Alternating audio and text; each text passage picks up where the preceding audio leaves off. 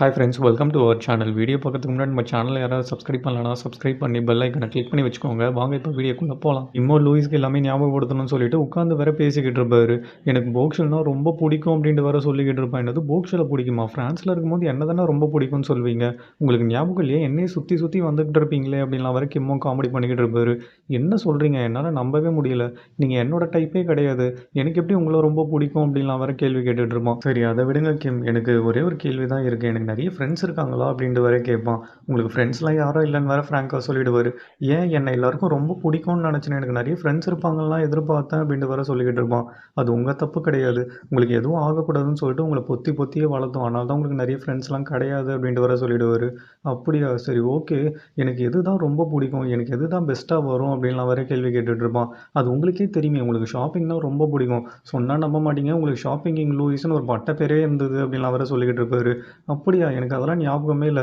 ஆனால் ஒன்று, என் கீழ் வீட்டுக்காரர் தான் எனக்கு ஷாப்பிங் கிங்னு தான் பட்ட பேர் வச்சாரு அப்படின்லாம் வேற சொல்லிக்கிட்டு இருப்பான். கிம், எனக்கு ஒரு பேர் ஞாபகம் இருக்குது, கோ புக்ஷின்னு. யார் அது அப்படின்ட்டு வேற கேட்பான். அது நீங்கள் வளர்த்த நாய். அது கூட இருக்கும் போது நீங்கள் அவ்வளோ சந்தோஷமாக இருப்பீங்க.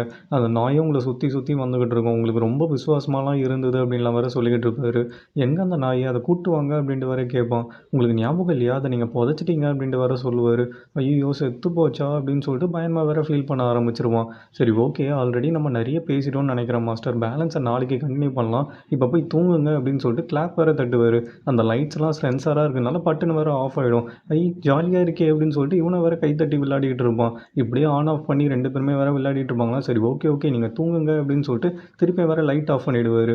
கிம், உங்ககிட்ட ஒன்று கேட்கணும். என் கார் ஆக்சிடென்ட் ஆகி ஃபயர் ஆகிடுச்சின்னு சொன்னீங்கல்ல, அப்போ எனக்கு பதில் வேற ஒருத்தர் தானே இறந்துருப்பாரு அப்படின்னு சொல்லிட்டு ரொம்ப வேற ஃபீல் பண்ண ஆரம்பிச்சிருவான். நீங்கள் எதுவும் ஃபீல் பண்ணாதீங்க மாஸ்டர், இப்போ நிம்மதியாக தூங்குங்க அப்படின்னு சொல்லிட்டு கிம்ம வரை இவனை தூங்க வச்சுட்டு கம்முன்னு கிளம்பிடுவார். இந்த பக்கம் டிடெக்டிவும் போக்ஷல் கிட்ட எல்லாத்தையும் சொல்லிடுவார் இல்லை. ஸோ அவளுக்கு வேற பயங்கரமாக ஹர்ட்டாக போயிடும். போக்நாம் புதைச்ச இடத்துக்கு வேற டிடெக்டிவும் கூப்பிட்டு வந்துடுவார். உட்காந்து பயங்கரமாக வேற கதறி கதறி அழ ஆரம்பிச்சிருவா. நான் உன்னை தேடி எங்கெங்கெல்லாம் திரும்ப அலைஞ்சேன், ஏன்டா என்னை விட்டுட்டு போனேன், இனி உன்னை விட்டால் எனக்கு வேற யார் இருக்கா, ப்ளீஸ்டா அக்கா கிட்ட வந்துரு, நான் இனி உன்னை திட்டவோ அடிக்கவோ மாட்டேங்க, தனியாக ஏன்டா படுத்துக்கிட்டு இருக்கேன்னு சொல்லிட்டு பயங்கரமாக வேற வெக்ஸாகி கதறி கதறி அழுதுட்டு இருப்பா. இங்கே கட் பண்ண ஆஃபீஸை தான் காட்டுவாங்க. நம்ம ஜாக்லினை வேற பிக் நியூஸ் பிக் நியூஸ்னு வேற அலற அடிச்சுக்கிட்டே வருவா. என்னாச்சு அப்படின்ட்டு வேற கேட்பாங்களாம். லூயிஸ் வந்து இன்னும் சாகலையா, நம்ம சேர்வுமேனோட பேரும் உயிரோட தான் இருக்காரா அப்படின்ட்டு வேற சொல்லுவா. என்னது உயிரோட இருக்காரா, அவர் தான் இறந்துட்டாரே அப்படின்ட்டு வேற எல்லாரும் கேட்டுட்டு இருப்பாங்க. நானும் அப்படி தான் நினச்சேன், ஆனால் அவர் திரும்பி வராரா, நம்ம ஆஃபீஸில் திருப்பி ஒர்க் ஸ்டார்ட் பண்ண போகிறோம் அப்படின்லாம் வேற சொல்லிக்கிட்டு இருப்பாங்க. உடனே எல்லாரும் எனக்கு அவரை பார்க்கணும் போல இருக்குது, சாவி ஜெயிச்ச மனுஷனாக இருக்காருன்னு சொல்லிட்டு எல்லாருமே வேற பயங்கர ஆர்வமாக இருப்பாங்க. மாறிக்கு தான் அது யாருன்னு தெரியும்ல. உடனே அவளும், உங்களுக்கு எல்லாருக்கும் தெரிஞ்ச ஆளு தான், நீங்கள்லாம் பார்த்துருக்கீங்க அப்படின்லாம் வேற சொல்லிக்கிட்டு இருப்பா. என்னது நாங்கள் பார்த்துருக்கோமா, யார் இது அப்படின்ட்டு வேற எல்லாருமே பயங்கர ஆர்வமாக கேட்க ஆரம்பிச்சிருவாங்க. உடனே லீ தான் இதிலலாம் பயங்கர எக்ஸ்பர்ட் ஆச்சு. ஒரு வேளை கிங் லூயியாக இருக்குமோ அப்படின்லாம் வேற கேட்பாரு. மாறி வேற யாரா இவன் டக்குன்னு கண்டுபிடிச்சிட்டான் அப்படின்னு சொல்லிட்டு வேற பார்த்துக்கிட்டு இருப்பா. உடனே எல்லாரும், லீ இது உங்களுக்கே கொஞ்சம் ஓவராக இல்லை, 5 ஸ்டார் ரேட்டிங் போட்டாருன்னு சொல்லிட்டு அவரே சும்மா சொல்லிக்கிட்டு இருக்கீங்க, வாயை மூடுங்க அப்படின்ட்டு வேற கலாச்சிட்டு இருப்பாங்க. இவங்க ஆர்கியூ பண்ணுறதெல்லாம் பார்த்துட்டு மாறிக்கு வேற பயங்கர சிரிப்பு வரும். அவர் சொல்கிறது தான் கரெக்டு அப்படின்னு சொல்லிட்டு. இங்கே கட் பண்ணால் பேக்கை தான் காட்டுவாங்க. பேக்கை பார்க்கறதுக்கு வேற லூயிஸும் வந்திருப்பான். ஆமாம், நீ என்னப்பா திடீர்னு என்ன பார்க்க வந்திருக்க அப்படின்லாம் வேற கேட்டுட்டு இருப்பாரு. உங்களை பார்த்து ஒரு கேள்வி கேட்கணுன்னு தான் வந்தேன். நீங்கள் ஆல்ரெடி என்னை ஒரு வாட்டி பார்த்துருக்கீங்க. உங்களுக்கு ஞாபகம் இருக்கா, ஒரு வாட்டி லாபியில் நான் கூட வந்து ஹாய்லாம் சொன்னேனே, அப்போ கூட நீங்கள் என்னை பார்த்து ஷாக் ஆகி நின்னீங்களே தவிர, நான் தான் லூயி, நான் தான் இந்த கோல்ட் லைன் சேர்மனோட பேருன்னு ஏன் என்கிட்ட சொல்லலை, நீங்கள் அப்பயும் என்கிட்ட சொல்லியிருக்கலாம்ல அப்படின்லாம் வேற கேள்வி கேட்க ஆரம்பிச்சிருவான். உடனே பேக்கும், நாங்கள்லாம் நீ இறந்துட்டேன்னு சொல்லிட்டு தான் நினச்சிட்டு இருந்தோம், நீ எப்படி உயிரோட வந்திருக்க முடியும், நான் வேற ஏதோ ஒரு பையன் லூயிஸ் மாதிரி இருக்கான் போலன்னு சொல்லிட்டு அந்த ஷாக்கில் தான் இன்றைக்கி நான் பார்த்துட்டு இருந்தேனே தவிர வேறு எதுவும் இல்லை. நல்லா யோசிச்சு பாரு, நான் தான் உன்னை ட்ராக் பண்ணி இங்கே கொண்டே வந்தேன். நீ பிச்சைக்காரனாக வாழ்ந்துட்டு இருந்த, திருப்பி கோல்ட் லைன் ஷேர் உமனோட பேரனா ஆக்குந்தே நான் தான். என்ன போய் நீ சந்தேகப்படுறியா அப்படின்லாம் வேற கேட்டுட்டு இருப்பாரு. நீங்கள் சொல்கிறதெல்லாம் ஓகே தான், ஆனால் நீங்கள் நினைக்கிற மாதிரி நான் பிச்சைக்காரனாலாம் ஒன்றும் வாழலை, நல்லா தான் இருந்தேன் அப்படின்னு வேற சொல்லிக்கிட்டு இருப்பான். இவங்க ரெண்டு பேரும் சீரியஸாக பேசிக்கிட்டு இருப்பாங்களா. அப்போன்னு பார்த்து உள்ள மாறியும் வந்துருவா. இந்த பொண்ணை நான் எங்கேயோ பார்த்துருக்கேனே அப்படின்ட்டு வேற லூயும் யோசிக்க ஆரம்பிச்சிருவான். அப்போ தான் இவனுக்கே ஸ்ட்ரைக் ஆகும். இவன் நம்ம காரில் இடிச்சிட்டு காசு கொடுத்துட்டு போனாலே அந்த பொண்ணு தானே, ஹலோ நீங்கள் இங்கே என்ன பண்ணுறீங்க அப்படின்ட்டு வேற கேட்பான். ஐயோ நம்மளை கண்டுபிடிச்சிட்டானோ அப்படின்னு சொல்லிட்டு டக்குன்னு வேற மாறி ஆக்ட் பண்ணிக்கிட்டு பெர்ஃபார்ம் பண்ண ஆரம்பிச்சிருவா. லூயிஸ், நீ உயிரோட தானே இருக்க, உனக்கு ஒன்றும் இல்லையே, நீ இல்லாத இந்த லைஃப்பை என்னால் வாழவே முடியல தெரியுமா, நான் உன்னை ரொம்ப மிஸ் பண்ணிட்டேன் அப்படின்னு சொல்லிட்டு பயங்கரமாக வேற பெர்ஃபார்ம் பண்ண ஆரம்பிச்சிருவா. என் கண்ணீரெல்லாம் ஒரு பாட்டிலில் சேர்த்து வச்சு உனக்கு காமிச்சிருந்தா தான் நீ நம்புவ போல அப்படின்னு சொல்லிட்டு பயங்கரமாக வேற சென்டிமெண்ட்டாக பேச ஆரம்பிச்சிருவா. நீங்கள் சொல்கிறதெல்லாம் பார்த்தா நம்ம ரெண்டு பேரும் ரொம்ப க்ளோஸாக இருந்திருப்போம் போல அப்படின்லாம் வேற கேட்க ஆரம்பிச்சிருவான். என்னப்பா இப்படி கேட்டுட்டேன், நீங்கள் ரெண்டு பேரும் சைல்ட்ஹுட்லேருந்து எவ்வளோ க்ளோஸ் ஃப்ரெண்ட்ஸ் தெரியுமா அப்படின்லாம் வேற பேக்கும் பெர்ஃபார்ம் பண்ண ஆரம்பிச்சுருவாரு.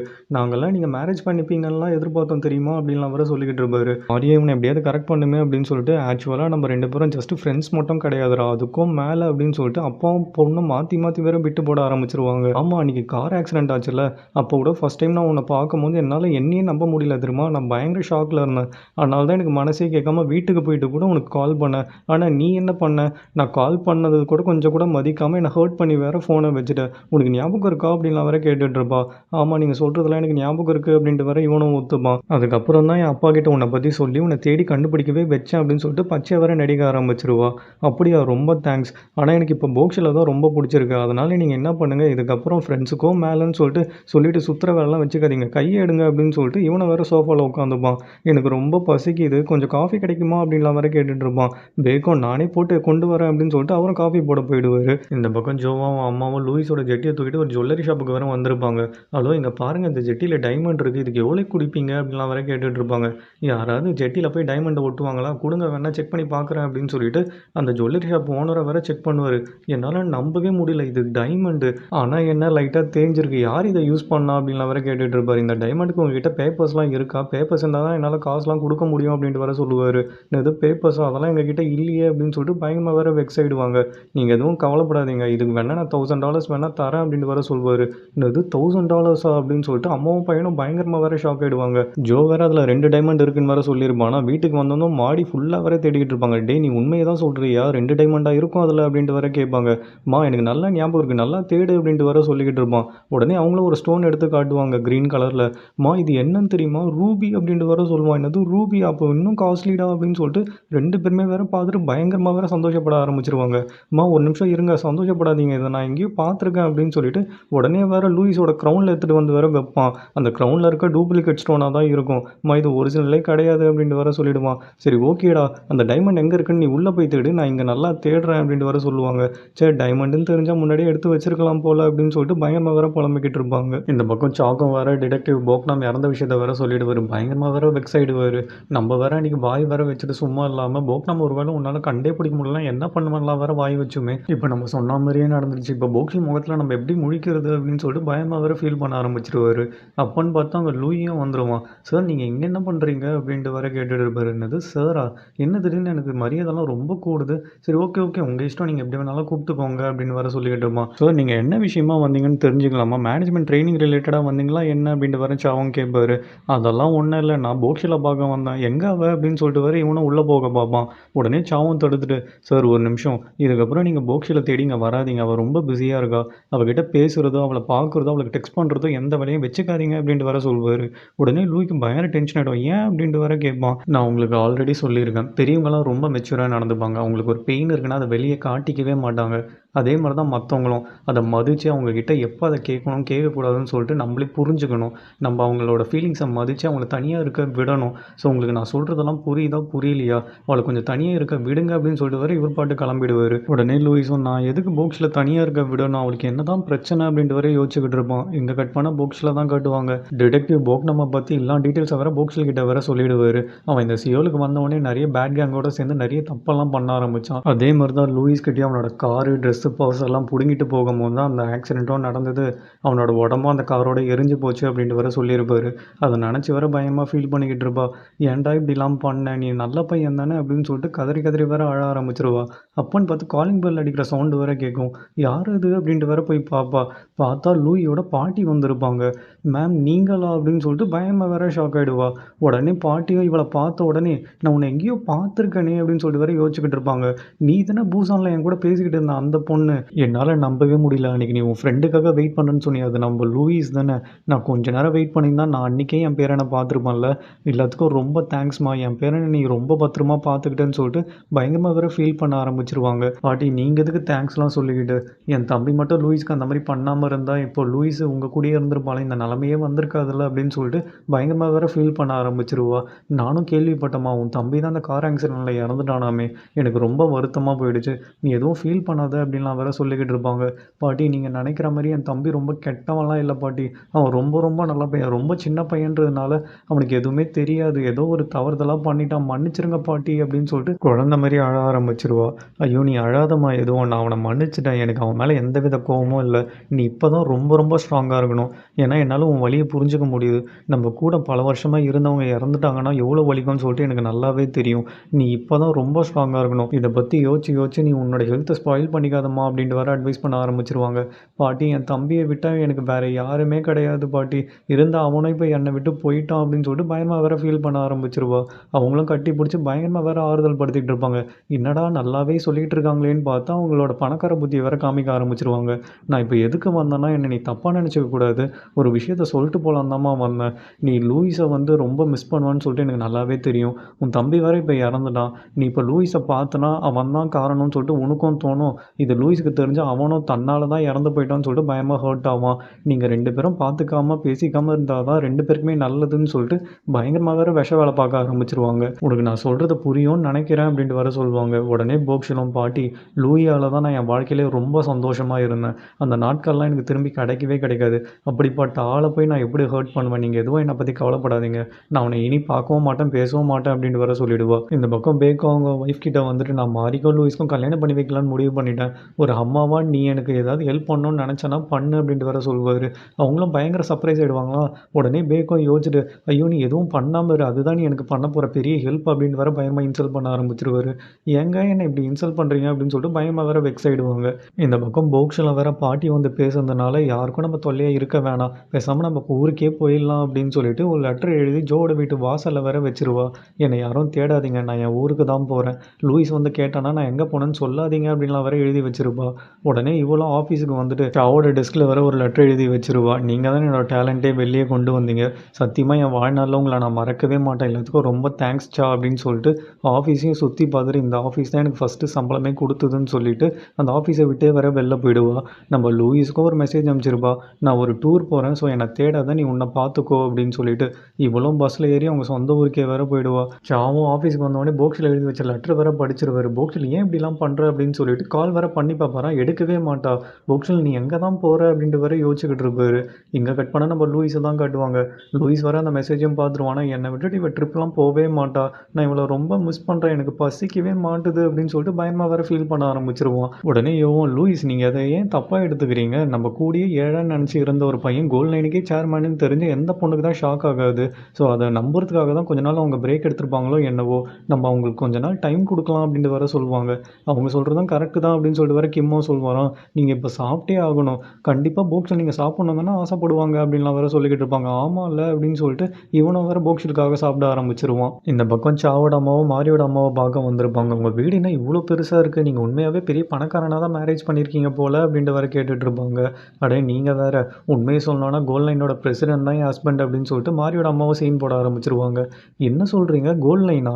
என் பையனும் கோல்ட் லைன்ல டைரக்டரா இருக்கான் அப்டின்ட்டு வேற சொல்லுவாங்க. டைரக்டரா? உங்க பையனா? அப்டின்னு சொல்லிட்டு வேற கேட்டுட்டு இருப்பாங்க.